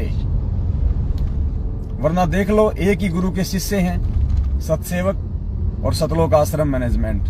आज हमारा इष्ट भी मेल नहीं खा रहा, हम दोनों का इष्ट भी अलग अलग है। काल प्रेरणा से और अपनी अज्ञानता के चलते, गुरुदेव के तत्व ज्ञान युक्त सत्संगों को ना समझ पाने के चलते, सतलोक आश्रम मैनेजमेंट हरियाणा और गुरुजी का कलयुगी परिवार एक दाढ़ी मूछ वाली फोटो को, जो काल्पनिक फोटो है, हाथ से बनाया हुआ चित्र, उसको अपना इष्ट मानता है, उस फोटो को अपना इष्ट मानता है। जून के महीने में उसका प्रगट दिवस मना के उसकी पूजा करते हैं। और हम सत्सेवक सतगुरु रामपाल जी भगवान को, जो कि साक्षात धरती पे प्रकट है, मानव शरीर में प्रकट है, जिंदा रूप है, हम उनको अपना इष्ट मान के, उनके ज्ञान आधार से कि निर्गुण सरगुण एक है, दूजा ब्रह्म विकार, निर्गुण साहिब आप हैं, सरगुण संत विचार, और गुरु गोविंद दो नहीं भाई, जो दो समझेगा वो दोजक में जाई। फिर परमात्मा कहते हैं सतगुरु साहिब एक शरीरा, और सतगुरु बिना न लागे तीरा। फिर परमात्मा कहते हैं कि गुरु को पूर्ण ब्रह्म कर जाने, हमें आदेश दे रहे हैं परमात्मा कि गुरु को ही पूर्ण ब्रह्म कर जाने, गुरु को ही पूर्ण परमात्मा जानिए मानिए, और भाव कभू नहीं आने। इसके अलावा तुम्हारे मन में कोई दूसरा भाव भी नहीं आना चाहिए कि ये गुरु माँ के गर्भ से आया है, या ये परमात्मा का भेजा हुआ संत है, उनका दूत है, उनका संदेश वाहक है। कहते हैं आपके मन में इस प्रकार के कुविचार बिल्कुल भी नहीं आने चाहिए। गुरु को पूर्ण ब्रह्म कर जाने। पूर्ण ब्रह्म कौन? कबीर साहब, जिनका वैदिक नाम है, जिनका वैदिक नाम है कबीर। तो परमात्मा कहते हैं स्वयं कि गुरु को ही कबीर जानो, गुरु को पूर्ण भ्रम कर जाने, और दूसरे भाव कभू नहीं आने। दूसरे तो मन में भाव भी नहीं आने चाहिए गुरु को परमात्मा मानने के अलावा। तो पुण्यात्माओं, जब आप किसी ऐसे भाई बहन की संगति करोगे, आप उसके संपर्क में रहोगे, तो उससे आपका इष्ट भी मेल खाएगा। इष्ट मिले और मन मिले, आपका और उसका जो मन है वो भी मिलेगा, क्योंकि आपकी जो क्रिया है वो सेम क्रिया है।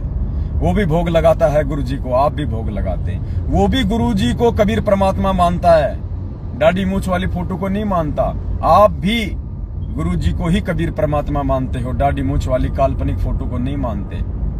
तो आपकी जो दोस्ती है, आपका जो प्यार प्रेम है, आपका जो मेल मिलाप है, वो बढ़ता ही चला जाएगा।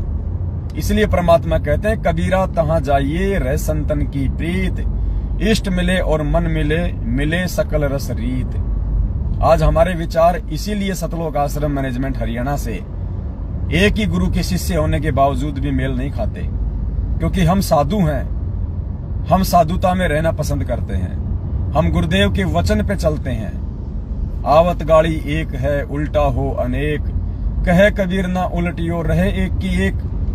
हम गुरुदेव के इस वचन पे चलते हुए पिछले 7.5 साल से सतलोक आश्रम मैनेजमेंट हरियाणा और गुरुदेव के कलयुगी परिवार वालों की गालियां खा रहे हैं, उनकी मार खा रहे हैं, उनके कुवचन सहन कर रहे हैं, उनकी धमकियां खा रहे हैं। हमने उल्टा कभी भी उनको गाली नहीं दी, कभी भी मारने की मन में सोची भी नहीं, क्योंकि हम गुरु वचन पे चल रहे हैं।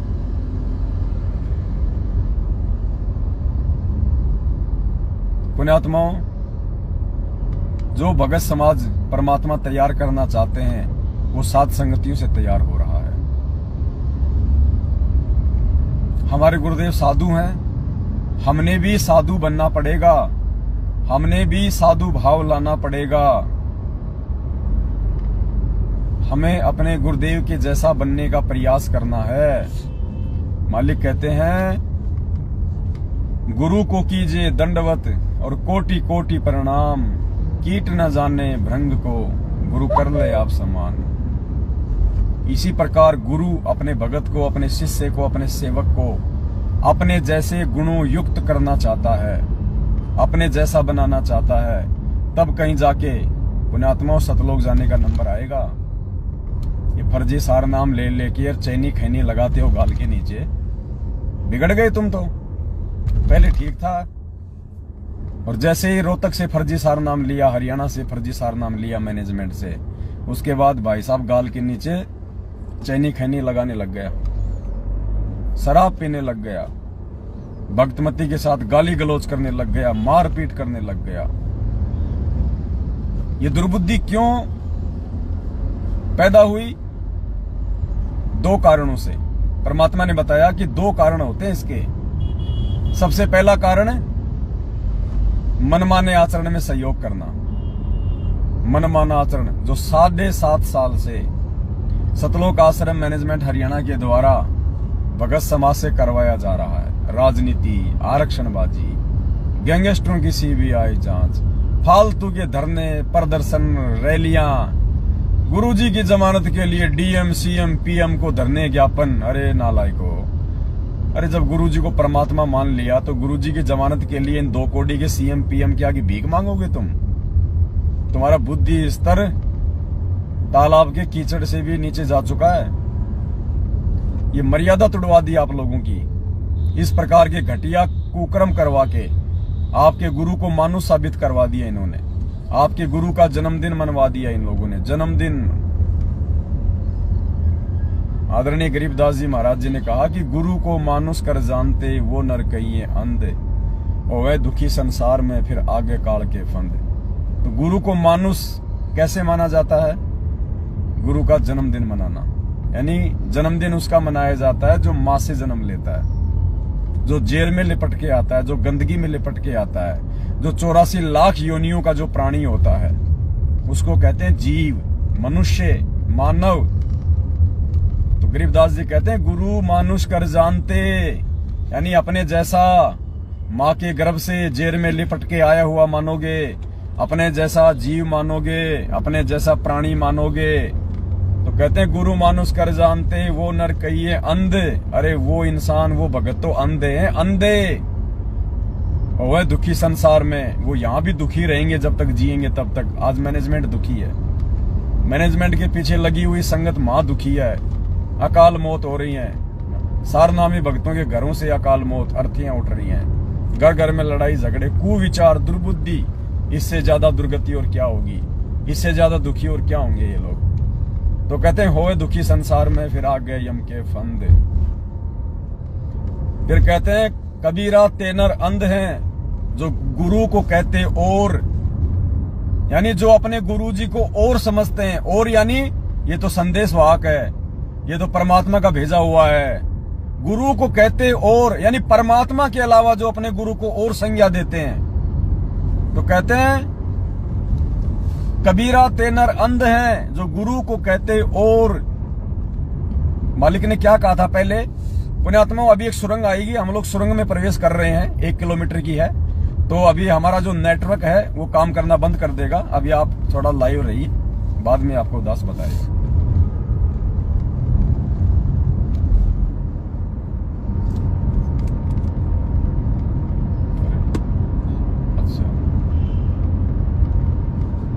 ये जयपुर में है, ये सुरंग है पुण्यात्माओं, पहाड़ के अंदर से बनाई हुई है, आगरा रोड पे। हम इसके अंदर प्रवेश कर रहे हैं, पूरा अंधेरा है।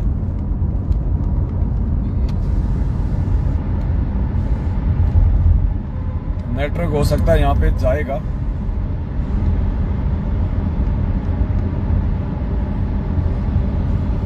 मैं घुमाने का प्रयास करता हूँ, शायद आप लोग देख पाए, नहीं घूम पाएगा।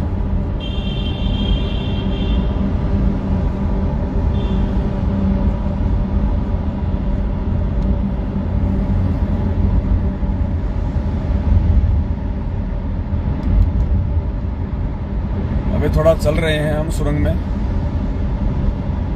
भगत जी बंद करो ना, क्या कर रहे हो? अरे यार ये गंदगी आ रही है, भगत जी क्या कर रहे हो आप? अरे यार ये मत किया कर राहुल, हमें ये मत करिए। अगर कभी कितना पॉल्यूशन है पता है?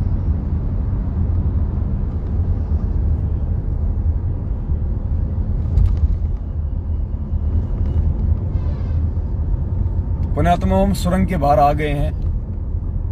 परमात्मा के आशीर्वाद से नेटवर्क नहीं कटा हमारा। तो क्या कहा आदरणीय गरीबदास जी महाराज जी ने कि कबीर जी ने क्या कहा? कबीरा तेनर अंध हैं, कि वो लोग अंधे हैं, वो मूर्ख हैं, वो मूर्ख की श्रेणी में हैं, जो गुरु को कहते और, यानी गुरु जी को परमात्मा के अलावा जो और कहते हैं कि ये तो संत है, ये तो खाली हमारा गुरुजी है, ये तो हमारा बाप है, हमारा पिताजी है। कहते हैं गुरु को कहते और। परमात्मा के अलावा यदि तुम गुरु को और कोई संज्ञा देते हो और परमात्मा नहीं मानते, यदि आप परमात्मा मानते हैं, फिर आप चाहे उन्हें बाप कहिए, आप उन्हें अपना गुरु कहिए, आप उन्हें महापुरुष कहिए, परमात्मा कहिए, जगत गुरु कहिए, कोई दिक्कत नहीं। लेकिन गुरु को परमात्मा ना मानकर यदि आप उन्हें कोई दूसरी संज्ञा दे रहे हैं, तो कहते हैं कबीरा तेनर अंध हैं, जो गुरु को कहते और। हरि के रूठे ठोर हैं, गुरु रूठे नहीं ठोर। गुरु को कहते और थोड़ी देर पहले एक क्या वाणी थी परमात्मा की कि गुरु को पूर्ण ब्रह्म कर जाने और भाव कभू नहीं आने। इस वाणी का समर्थन ये दूसरी वाणी कर रही है कि कबीरा तेनर अंध हैं, जो गुरु को कहते और, यानी गुरु को पूर्ण ब्रह्म के अलावा यदि आप कोई और संज्ञा देते हो, आप उन्हें परमात्मा ना मान के यदि कोई और चीज मानते हो कि ये तो खाली जगत गुरु हैं, ये तो खाली परमात्मा के भेजे हुए संदेश वाहक हैं, ये तो परमात्मा के दूत हैं,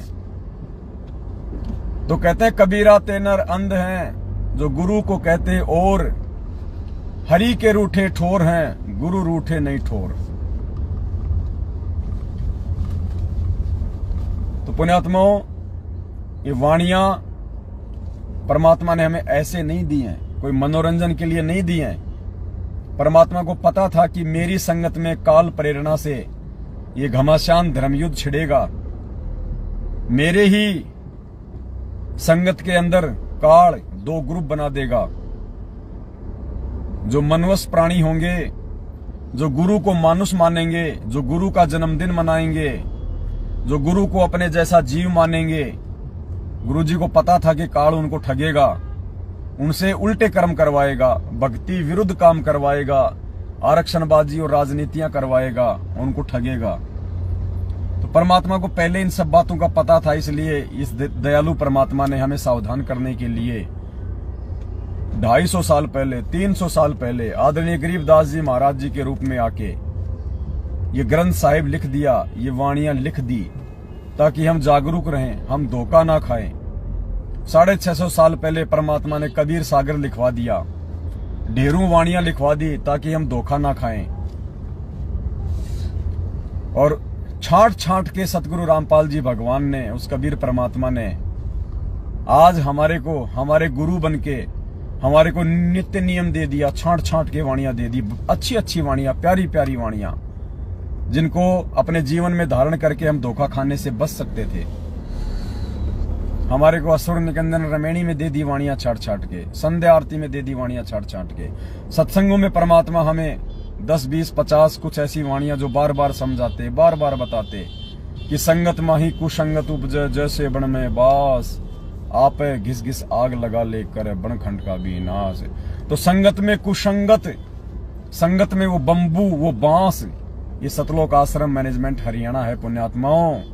काल ने इस मैनेजमेंट को, काल ने गुरुदेव के बेटा बेटी, भाई बंधु, रिश्तेदार, ये कोऑर्डिनेटरों को बंबू बना के, बांस बना के और आप लोगों के सिर पे बैठा दिया। इन्होंने खुद अपनी भक्ति बर्बाद करी, आप लोगों से राजनीतियां करवा के, उल्टे कुकर्म करवा के। अरे परमात्मा ने तो भिखारी को भी 1 रुपया तक देने से मना किया है कि नगद बिल्कुल नहीं देना बेटा, भिखारी को मार खा जाएगा। चाहे वो कितना ही भूखा मरे, वो कितना ही रोए, वो गिड़गिड़ाए, कितनी भीख मांगे, कैसी कैसी दुहाई दे कि मेरे बच्चे मर जाएंगे, मेरे छोटे छोटे बच्चे हैं भूखे मर जाएंगे, क्या होगा मेरे बच्चों का, क्या होगा मेरी औरत का, क्या होगा, पहनने को मेरे बच्चों के पास में कपड़े नहीं है, पैरों में जूते नहीं है उनके, अल्लाह के नाम पे दे दे, बाबा के नाम पे दे दे रे बाबा।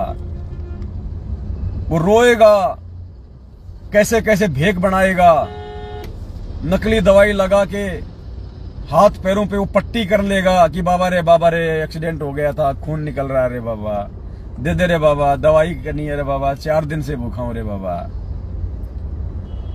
तो गुरुदेव ने बताया कि बेटा ये फालतू की दया नहीं दिखानी, ये काल भगवान की सूक्ष्म चाल होती है, तू फैल मत हो जाना, राजा जनक की तरह धोखा मत खा जाना। राजा जनक का उदाहरण इसलिए दिया था गुरुजी ने कि बेटा फालतू की जो दया है वो भी भगत के लिए घातक है। हमने फालतू की दया भी नहीं दिखानी, दया भी उतनी दिखाओ जितनी जरूरी है, जितनी आवश्यक है। जो दया हमारी मर्यादा तोड़ दे, हमारी भक्ति बर्बाद करवा दे, वो दया भी कोई काम की नहीं। तो पुण्यात्माओं, इतनी सावधानी हमें गुरुजी ने बताई कि इतना कुछ अगर रोए गिड़गिड़ाए तो भी तुमने 1 रुपया नगद उस भिखारी को नहीं देना। अगर उसने विमल गुटखा खा लिया, सुरती खा ली, तानसेन खा लिया, महक खा लिया, आकाश खा लिया, ये जर्दा खा लिया, कोई पान मसाला खा लिया, तो बेटा तू गया काम से। और वो खाए ना खाए, वो उस पैसे का आम लेके खा ले, लेकिन तुमने तो उसको नगद पैसा देके अपने गुरुजी का वचन तोड़ दिया। वो चाहे तेरे पैसे का दुरुपयोग ना करे, लेकिन तूने तो उस भिखारी को नगद पैसा देके तेरे गुरुजी का वचन तोड़ दिया मेरे भाई। तू तो उसी समय फेल हो गया। उसके बाद वो चाहे उसका दुरुपयोग करे, चाहे उसका सदुपयोग करे।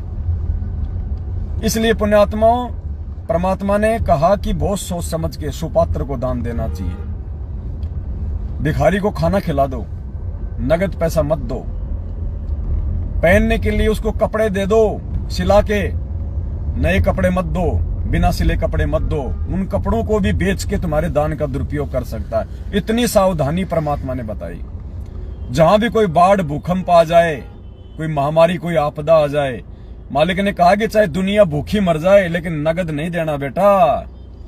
खाना खिला दो उनको, खाना खिला दो, बिस्किट के पैकेट दे दो, हाथ से खरीद के खाद्य पदार्थ दे दो, नगद पैसा नहीं देना, क्योंकि वो तुम्हारे पैसे का दुरुपयोग करेंगे। और पुण्यात्माओं, ये सतलोक आश्रम मैनेजमेंट हरियाणा ने क्या किया आप लोगों के साथ में? हरियाणा के जाट आंदोलन में 16 लाख रुपया तुम भक्तों का उनको चंदे के रूप में दे दिया। 16 लाख उन अनुपदेशियों को जो हुक्का पाड़, बीड़ी पाड़, शराब पीते, सारे उल्टे कुकर्म करते, व्यभिचार करते, क्योंकि वो तो अनुपदेशी है। शास्त्र विरुद्ध साधना करते, शास्त्र विरुद्ध साधना। पुण्यात्माओं, परमात्मा ने सबसे बड़ा अपराध बताया।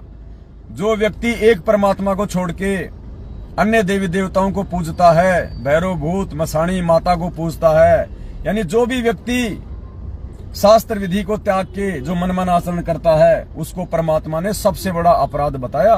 आन उपासना को सबसे बड़ा अपराध।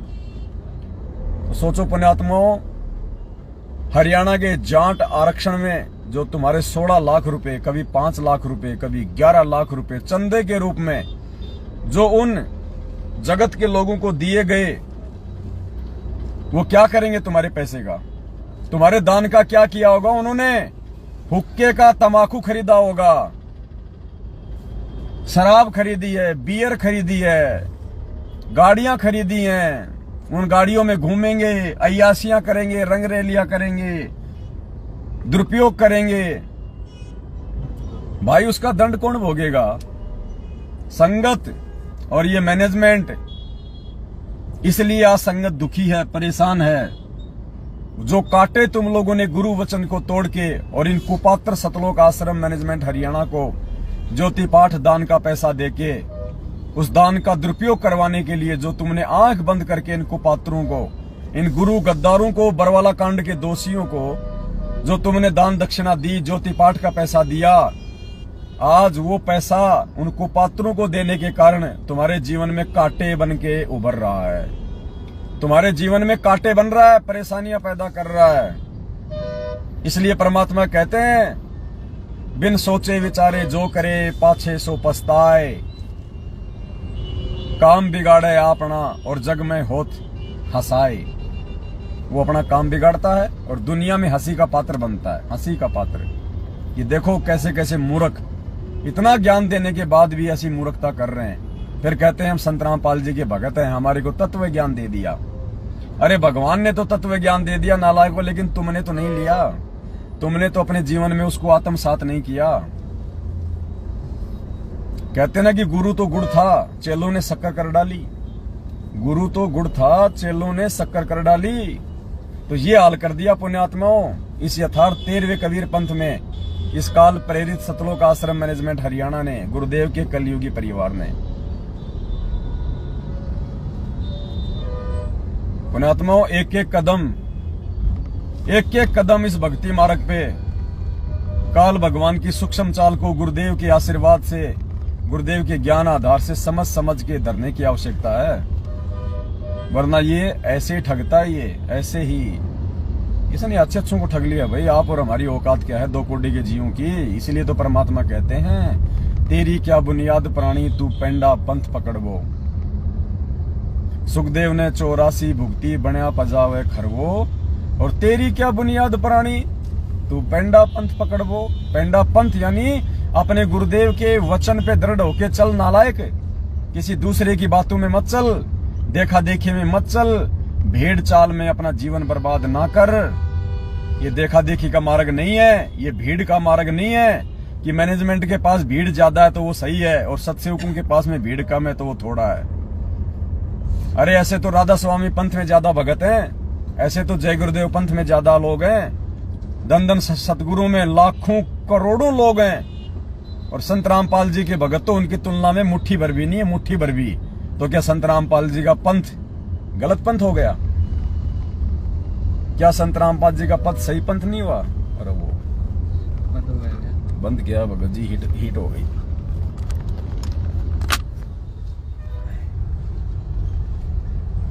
सत्साई पुण्यात्माओं, बैटरी डाउन हो रही है।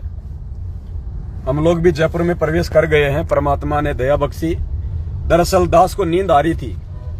जब दास मालाखेड़ा से चला अलवर से, क्योंकि रात को भी हम 8:30 बजे जयपुर से निकले थे, 11:30 बजे हम मालाखेड़ा पहुंचे। उसके बाद पूरी रात परमात्मा की साथ संगति हुई। सुबह फिर हम लोग 7:30 बजे मालाखेड़ा से निकले, तो दास को नींद आ रही थी। अब दास ने सोचा कि गाड़ी चलाऊंगा, नींद आएगी तो मामला खराब हो जाएगा, क्या किया जाए।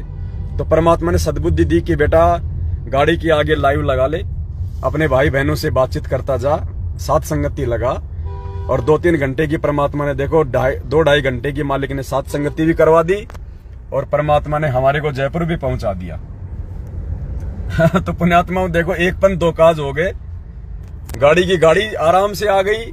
आप सभी भाई बहनों के साथ परमात्मा ने दास को जोड़े रखा। ना नींद आई, ना अन्य विचार आए, और आप भाई बहनों की एक अच्छी संगति हो गई। मालिक के दया से एक बढ़िया संगति हो गई। तो पुण्यात्माओं, ये परमात्मा के आशीर्वाद से संभव होता है। ये सब कुछ परमेश्वर जी के आशीर्वाद से ही ये सब काम होते हैं। जान, एक तो नींद आ रही थी काल प्रेरणा से, और परमात्मा ने 2 काम करवा दिए, जयपुर भी पहुंचा दिया, आप भाई बहनों के साथ में साथ संगति भी करवा दी। तो हम जयपुर में पहुंच चुके हैं। यहाँ पे पुण्यात्माओं अब थोड़ा ट्रैफिक ज्यादा है, रेड लाइट ज्यादा है, तो मालिक दया करें। अब दास लाइव को समाप्त कर रहा है। आप सभी भाई बहन इस मैसेज को ज्यादा से ज्यादा आगे शेयर कर दें। फिर लाइव आएंगे, फिर परमेश्वर की चर्चा होगी। तब तक के लिए सत साहेब, बंदी छोड़ सतगुरु रामपाल जी भगवान की जय हो। सत साहेब।